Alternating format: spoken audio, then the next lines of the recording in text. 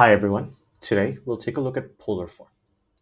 So, as in the previous video, we looked at Cartesian form of complex numbers, and now today we'll talk about polar form.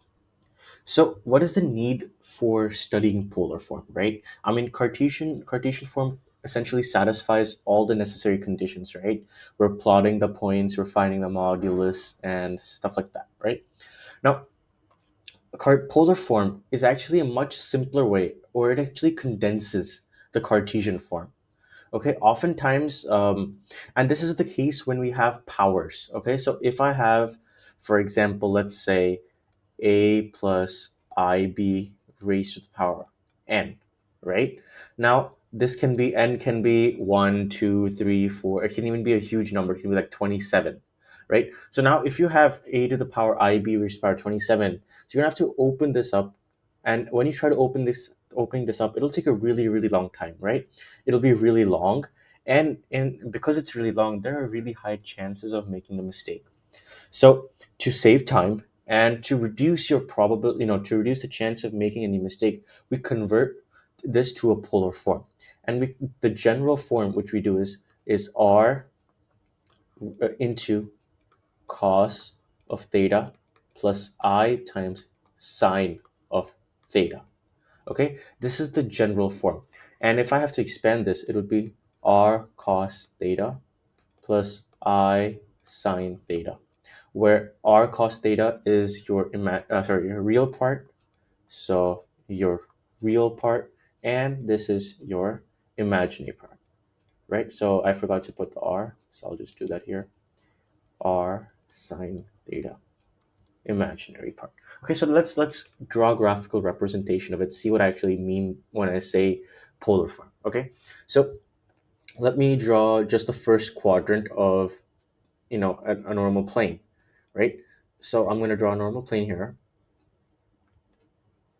and I'm going to take an arbitrary point. Okay, so I'm going to take an arbitrary point P here, right? Obviously it has some coordinates, so if I have, if I'm talking about Cartesian coordinates, this is the real axis and this is the imaginary axis, right? And maybe its points are x plus iy, or it's the complex number is x plus iy, and its coordinates are x comma y, right?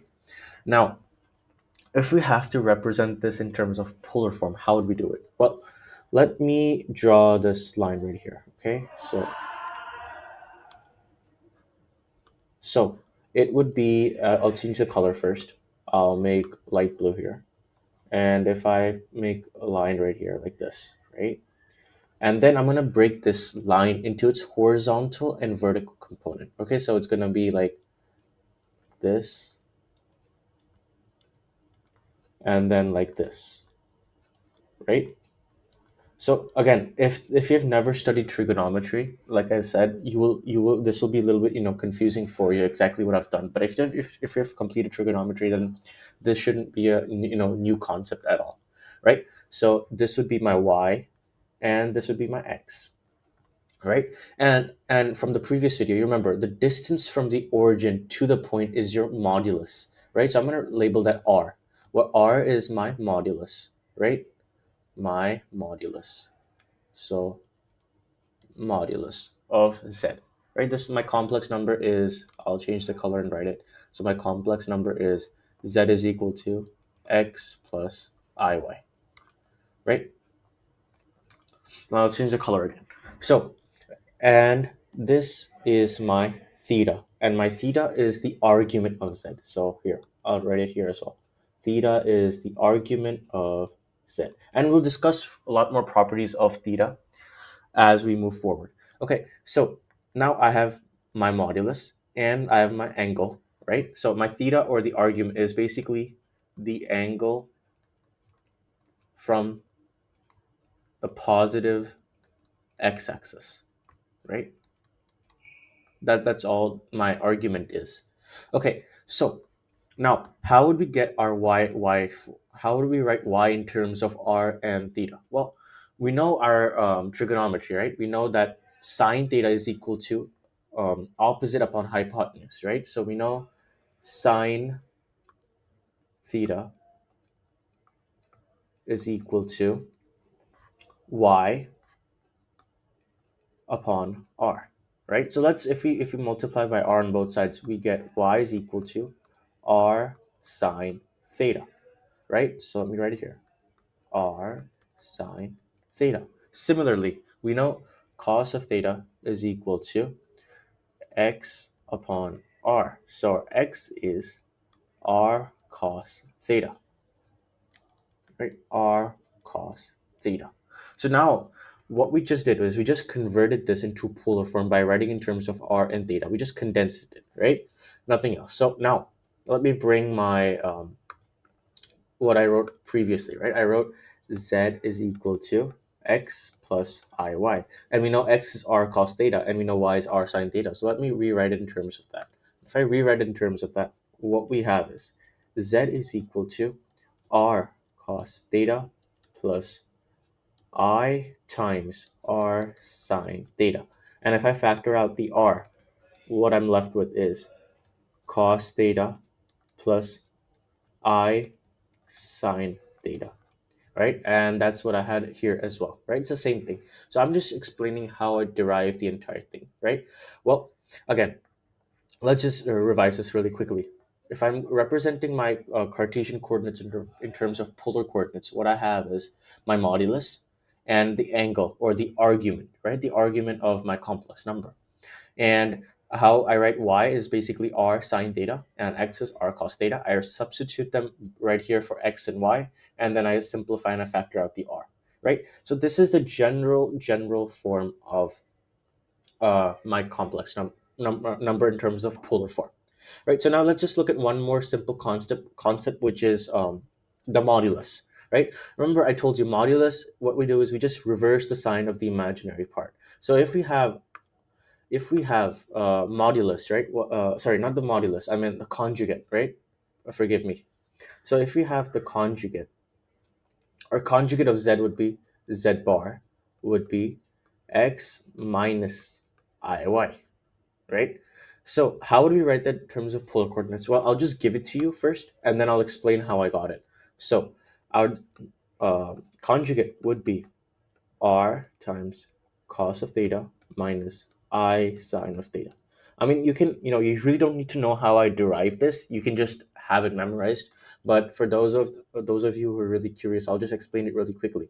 Like I said in the previous video, conjugate is the image on the x-axis, right?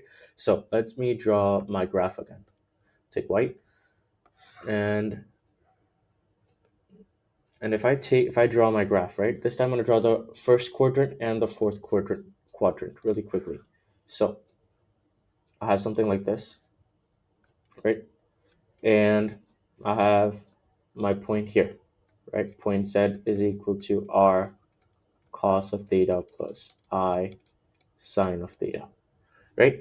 Now, what I said about the conjugate is that it's the image on the x-axis, right? If there's the x-axis, my conjugate would be somewhere here. My z bar would be somewhere here, right? You can see it right here.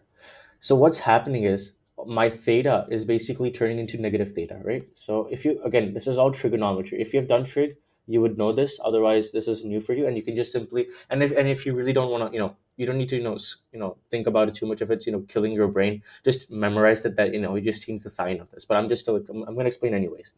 Now, when we go down to conjugate of z, we're actually going minus theta, right? And if you remember that cosine is an even function and sine is an odd function, I'll write that here. Cos even and sine is an odd. Therefore, cos of minus theta is equal to cos of theta, right? But sine of minus theta is equal to minus sine of theta. Again, maybe new for you. If it is, just ignore it. So what happens is now instead of we replace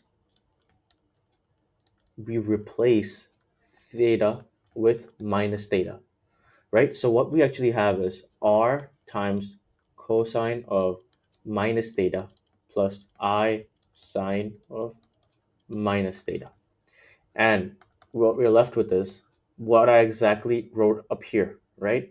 So what we have is r times cosine of theta minus, because the sign comes out, plus and minus gives you a minus. So I sine theta. Again, very simple derivation. If you've done trig, you'll get it. If you haven't, don't beat your brain around it. It's okay. Okay. Now I want to talk about some interesting properties about the arguments. All right. So let's talk about the argument, right? So the first thing about the argument is how do we determine what the argument of any complex number is, right? So again, so if you have to find theta, how would we do that? We can use the tangent, right? So we know tan theta is equal to opposite upon adjacent, right? Y on x. So theta, or the argument of z, right? This is just a notation, right? Whenever you see argument and then you see parentheses of z, it just means they're just asking for the angle at which the um, complex number is inclined, right? Is equal to tan inverse y by x, right? Now let's talk about a couple of properties, right? The first property, which you should be aware, is that, well, you would know this, right? Well, whenever we add 2 pi or we subtract 2 pi, we get the same angle, right? So if suppose theta was pi by 4 and we add 2 pi, well, we know our whole revolution is 2 pi. So you come back to the same place, right? So what I'm trying to say is you can have multiple angles, right? Arguments can have multiple values. So I'm going to say argument arg z can have multiple values. Okay? So by adding and subtracting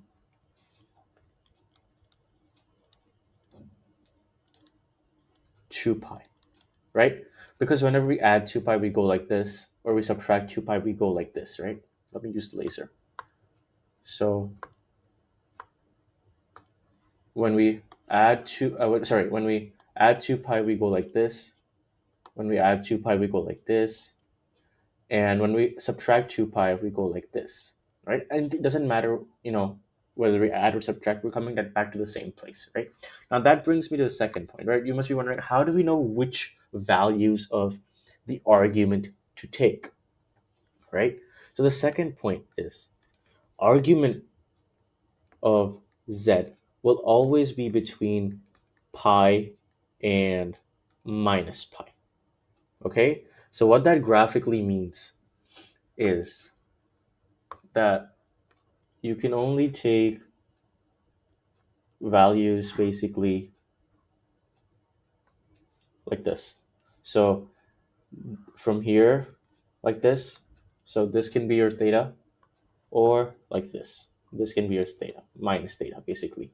So this is your pi and minus pi, depending on whether you go clockwise or whether you go counterclockwise, right?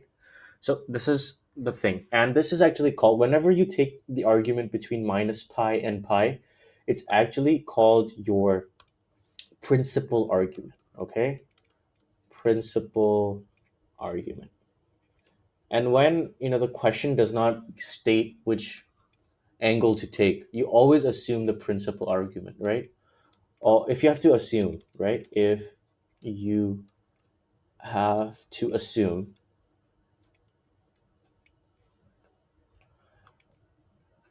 take principal argument.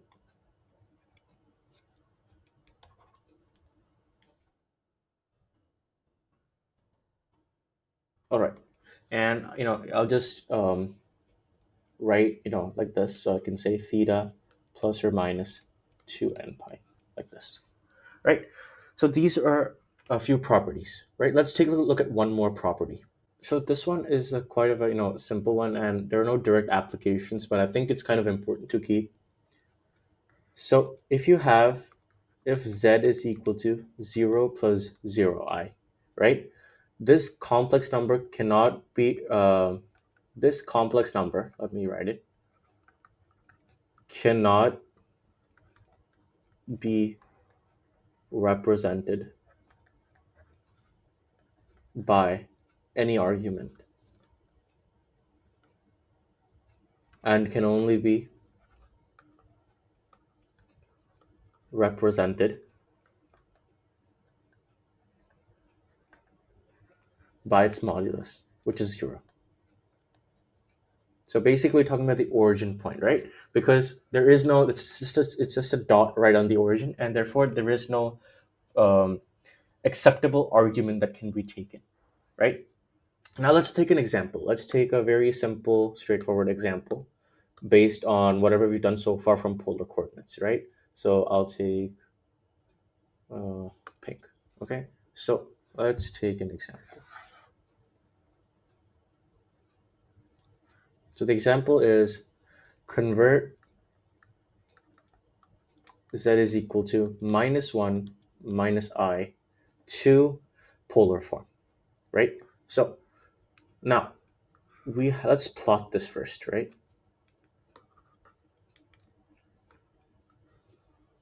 Let's plot this. So if we plot this and we look at -1 minus I, so both real and imaginary parts are negative. So we would have this point somewhere in the third quadrant right here, z, right here, right? -1 comma -1. Right now we have to convert this into polar. So we only need two things. We need the argument and we need the modulus, right? So we need modulus like this, and we need argument of z, which is theta. Well, we can easily find the modulus. The modulus is just the real part squared plus the imaginary part squared, right? So modulus of z will be 1 squared minus 1 whole squared plus -1 whole squared again. And what we get is square root of 2, right? So this is our modulus. Okay, now we need our angle, right? So how do we find the angle, right? The angle would be tan inverse, right? Theta is tan inverse of y upon x, right? So tan inverse of -1 upon -1, right? -1 upon -1, which is tan inverse of 1. And the tan inverse of 1. Now, if I talk about radians, right, we're going to deal with radians, not with degrees when we deal with complex numbers. So, sorry, tan inverse of just 1 is pi by 4. So, our complex number in terms of polar form would be z is equal to root 2 times cos of pi by 4 plus I times sine of pi by 4. And we're done, right? No, not exactly. We're not done, right? For those of you who did not notice, our point is in the third quadrant, and our angle, right, or our argument, right? This is our argument of z. Argument is actually pi by 4, which means pi by 4 is actually, if we take from here, right, we go pi by 4. So it's somewhere here. So theta is equal to pi by 4, right? Right here. So pi by 4 actually lies right on the first quadrant, which is not nowhere close to where third quadrant is, right? So technically, our answer is incorrect, right? It's incorrect because we took the wrong value of the argument. And I took this question on purpose because a lot of times people are going to use the formula of, oh, simple theta or the argument is equal to y upon x. They'll just plug in the values and we'll get it. No, it's important to understand where the point exactly lies in the plane, right? And if you remember your trig, right, trig properties, you know your ASTC values, A, S, T, C, right? All sine, tan, cos, right? So tangent, we got positive value of a tangent. So tangent can be in this quadrant and this quadrant. So we have to take both cases in this scenario, right? So if we have in this scenario, so what we have to do is actually we have to add pi to this, right? So our argument is actually pi plus pi by 4, which is actually 5 pi by 4. Now we can rewrite this, and what we have is root 2 times cos of 5 pi by 4 plus I of sine 5 pi by 4. And this is the correct answer of this question, right? This seems quite correct, right? Because you're taking the right value. But no, this is also incorrect. Because now you should remember the third property or the principal argument, right? I did not state anything, right? I made no statement of make sure the argument is greater than pi and less than 2 pi or something like that. No. When there's no information given, you have to assume the principal argument. And the principal argument is between minus pi and pi, right? So 5 pi by 4 is greater than pi. So this is also incorrect. Right? I'm doing this because this question beautifully sums up all the concepts and all the properties that I just explained, right? So if you paid attention and everything's clear, you would know that this and this is incorrect. Again, the modulus is correct, but the argument, right? This is where everyone, kind of gets confused because they're always confused about what exactly is the argument, and that's why I'm doing this, right? So now, if we know that this point is here, we have to take, it's going to be something like this, and we're going to have an angle like this, right? This is our argument of z, right? So how do we get this? Well, technically, you can use a little bit of, common sense right in this question, and you can use common sense in all of the questions.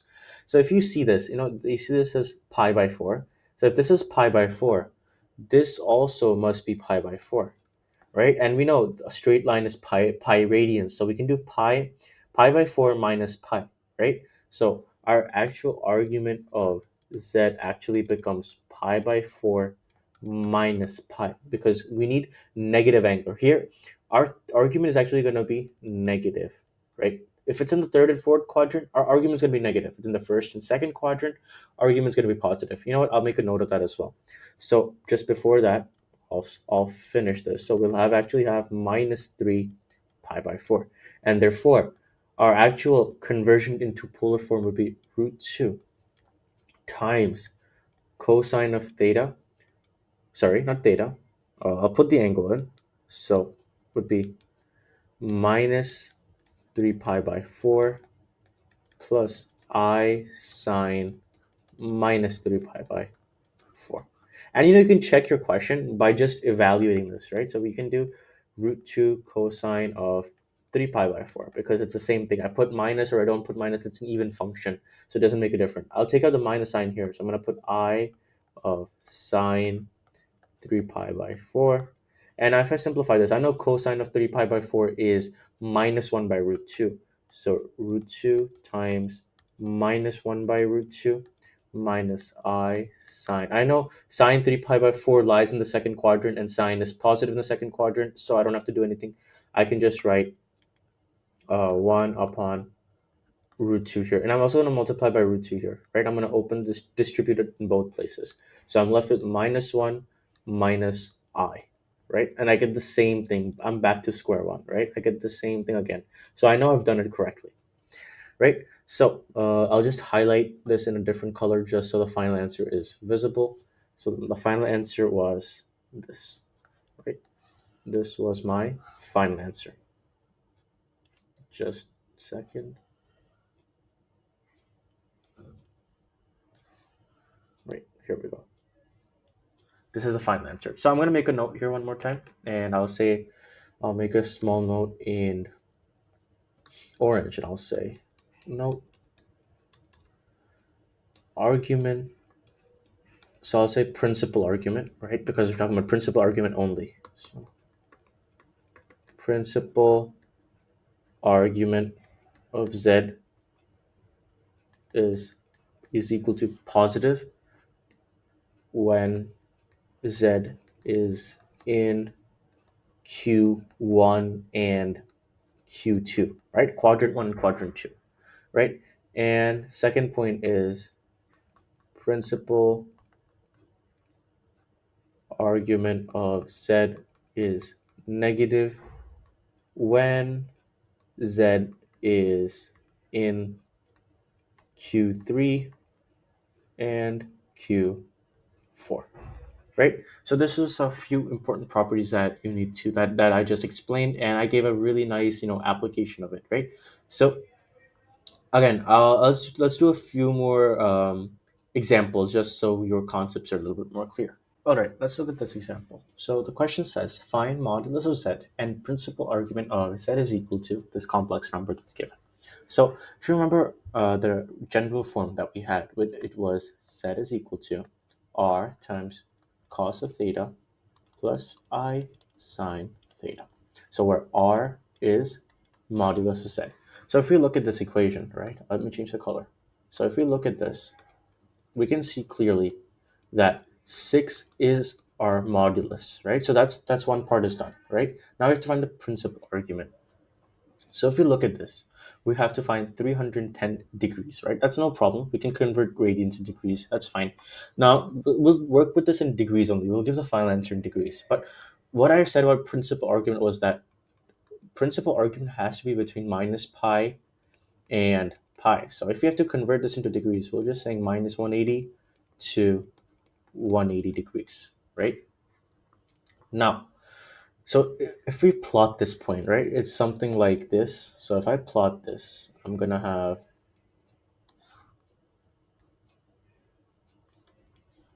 something like this. So it says 310 degrees. So 310 degrees is something like this, and it'll be around like right here, right? It's gonna be somewhere right here. My z will be right here, and so this entire thing around would be 310, right? If this is 310, we can look at this, we can look at this as this way as well. If this is 310 and the whole circle is 360, so this must be 50 degrees, right? So 310 plus 50 is obviously 50, 310 plus 50 is obviously 360. Now, if we go like this, it's positive angle, right? But if we go like this, it's a negative angle. So technically, we actually went minus 50 degrees, right? So if we go like this, or our alpha, or I'm going to name it differently, not theta, I'm going to name it alpha, is actually minus 50 degrees, right?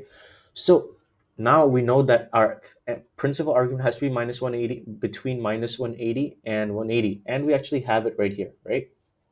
What I just did was I just graphed it, and then I saw that, okay, let's see if there's another way to possibly create angle in a different form so that it satisfies this condition.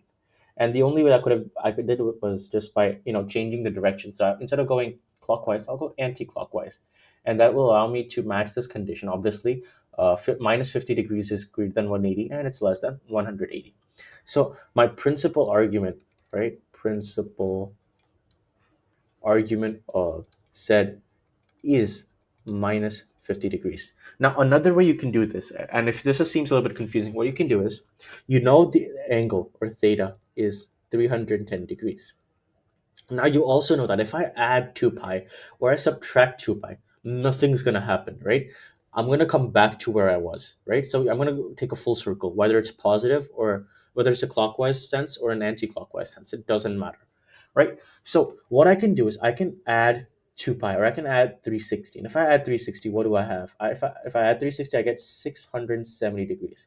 So you notice that I'm actually going further from 180. I was already greater than 180 by a big margin. Now when I add 360, I'm going way above 360. Oh, sorry, 180, right? So no, adding 360 won't work, right? But what can work is if I subtract 360, right? Remember, subtracting has the same effect as adding. So 310 degrees minus 360 degrees gives me minus 50 degrees. And now it satisfies this condition, right? Again, I'm back to where I did this in the first part. I did it graphically, and here I did it more of algebraically, right? In both ways I got the same answer, right? So you can also try by adding and subtracting 2 pi or 360, and you can get an angle which satisfies the principal condition for the principal argument, right? Again, the most difficult part, what I felt or I also experienced, was what actually was in the previous question, was how do you determine the exact argument, right? Oftentimes graphically it can get a little confusing. So what I'll do is right now I'll just make a few things, or what I'll do is I'll add another page, and you can find what I'll do is what I'll exactly plan on doing is I will take each condition of different quadrants, right? So I'll take the first quadrant, second quadrant, third quadrant, and the fourth quadrant, and I'll write how you exactly find the different angles, right? I won't explain it. If you have done trigonometry, you should be able to do it, at least graphically. You can work it out slowly by slowly, and as you practice more, you will become more efficient. This, believe me, you will. But if this, if you're not, if it's new to you and you're not still that confident, I'll write all the different ways you can do it, and you can click the PDF link in the description of the video, and you can see what I've done there, right? But before that, what we can do is we'll take a look at one more example, right? So let's take a look at a different example, and I'll create numbers that are not so nice. So I'll take yellow this time, and I'll say modulus of z is equal to -1 plus 2i, and you have to convert this to polar form. So okay, my first step in solving any of these types of questions is when you have to do a conversion, always graph it.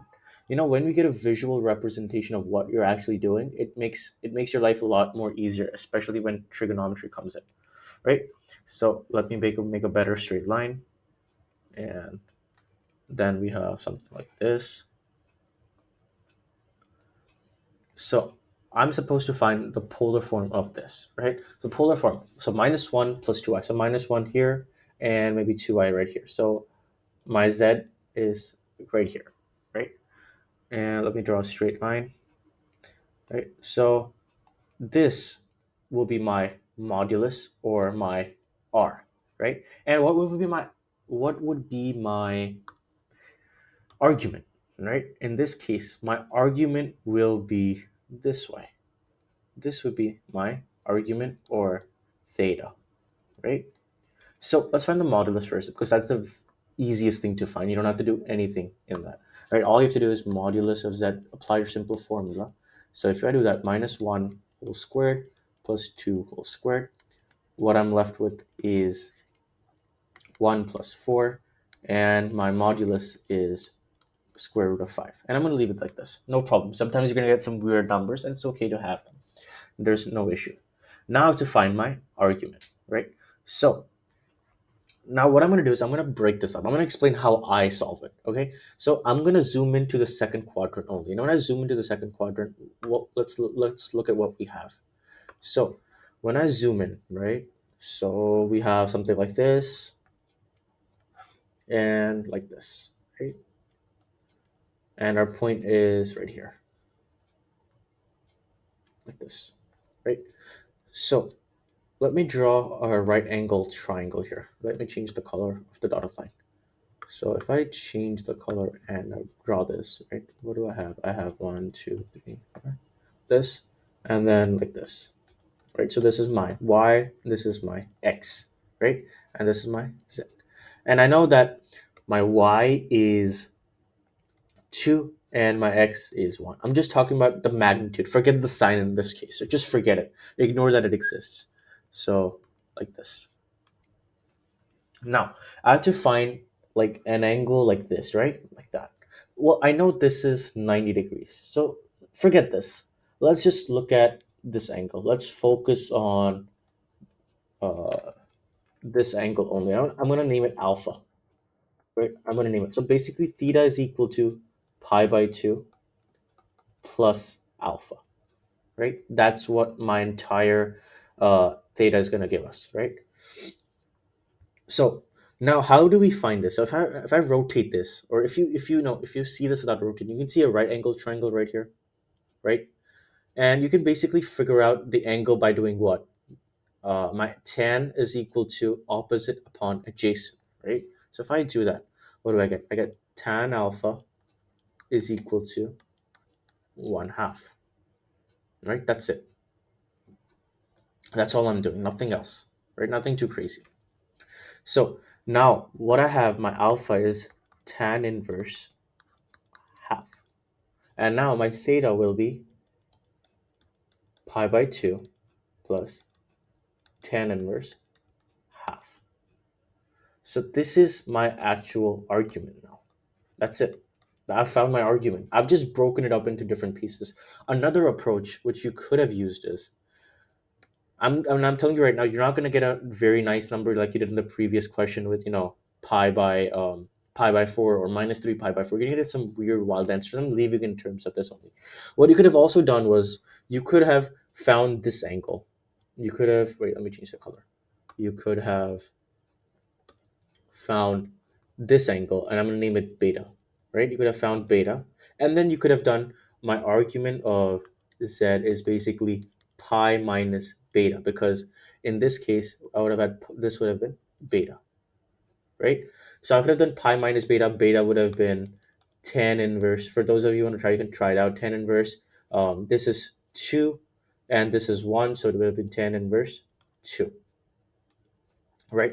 I'm forgetting the sign here. I've broken it up, so I'm getting only magnitude, and then I work it out geometrically. All I'm just sorry, not geometrically, but graphically, right? I'm just trying to get a proper visualization of what is actually happening, right? You could have done that, and you could have gotten your argument. Again, two different things. In the end, if you use a calculator and actually check them out, they'll give you the same value, right? But I work with this. I'm going to continue working with this. Only you can, use this if you want. It doesn't really make a big difference, right? I mean, yeah, it doesn't really make a big difference. So now I've got my argument. I've got my modulus. Let's get write the final answer. So my polar form would be z is equal to square root of 5. So square root of 5 times cosine of my argument. So cosine of pi by 2 plus tan inverse 1/2, right? And then I sine pi by 2 plus tan inverse half. Now, if you've already, finished trigonometry, you can actually simplify this more. You can use cos alpha plus beta is equal to cos alpha cos beta minus sine alpha sine beta. You can simplify this a lot more, right? And then what you're probably gonna have, like, you're gonna have something like cos of tan inverse half, right? So you're gonna be like, how the heck do I, get rid of this? So what you can do is you can actually use a right angle triangle, and this is a method that works really well. If you have and if if this is your angle, right, alpha, and this is 1, this is 2, so this must be square root of 5.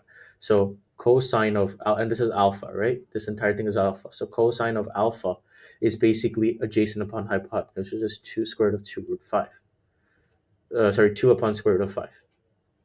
Things like that. You can simplify that if you want, and then you can use sine alpha plus beta is equal to sine alpha cos beta plus cos alpha sine beta. You can use this trig identity as well to simplify this if you want. You really don't need to. I mean, and if you do, no, this is, and I'm sorry, I didn't mention this. This is so that you can, check your final answer, right? So when you do all of this, you'll actually get your initial complex number, which is -1 plus 2i, right? And you can leave it at this. Honestly, you don't really need to do anything else because it's kind of complicated. I think maybe you could simplify this pi by 2 plus alpha. If you know your identity, you can simplify this. But otherwise, you can, it's fine. Because if you put pi by 2 right here, right, cos pi by 2 plus whatever, it doesn't matter because cos pi by 2 is 0. So actually, you'll be left with minus sine tan inverse half. But then again, you're actually deviating from your general form, just cos argument plus I sine argument. So you can keep it at this. It doesn't really matter. But yeah, I gave this question just so that you have a more of a conceptual understanding of what polar form is, right? It is new and it can be really confusing. So you should do a lot more questions with this, and I know I won't do a lot of questions directly with polar form, right? I won't do a lot of questions, but what I will do is, once I covered DeMoivre's theorem and Euler's form, and then when we look to find different roots of complex numbers with high powers, I'm going to do a lot of questions. So we will revisit this concept of converting from Cartesian to polar, right? So this was all for today's video, and what I'll do is, like I promised, I'll in the next page I'll make or I'll write different ways to different ways, or not different ways, different angles in different quadrants, because because of the different properties of trigonometry. So I'll do that in the next page. And in the next video, what we'll do is we'll take a look at Euler's form. So basically, e raised to the power I theta, how that corresponds with the polar form that we discussed today, and essentially the purpose of it, and some few more example questions. So yeah, that was all for today's video, and I'll see you in the next one. Bye bye.